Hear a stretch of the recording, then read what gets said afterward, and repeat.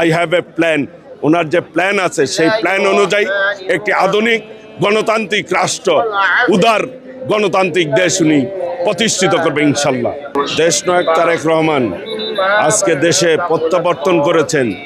দেশের মানুষ আনন্দিত, উৎফুল্লিত। মানুষকে উনি যেটি বলেছেন বক্তব্যে যে ওনার কাছে একটা প্ল্যান আছে, ওই প্ল্যান অনুযায়ী সকলকে ঐক্যবদ্ধ করে আগামী দিনে এই বাংলাদেশটিকে একটি আধুনিক উদার গণতন্ত্র রাষ্ট্র উনি পরিচালিত করবে।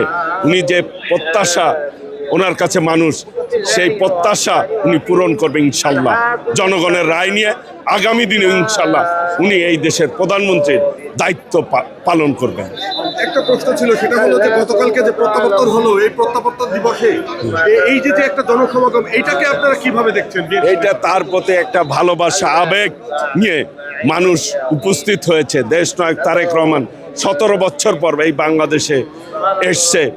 তার এই প্রত্যাবর্তনকে মানুষ স্বাগত জানিয়েছে, আনন্দিত হয়েছে, মানুষ আশ্বস্ত হয়েছে।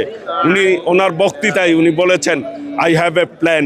ওনার যে প্ল্যান আছে সেই প্ল্যান অনুযায়ী একটি আধুনিক গণতান্ত্রিক রাষ্ট্র, উদার গণতান্ত্রিক দেশ উনি প্রতিষ্ঠিত করবে ইনশাল্লাহ।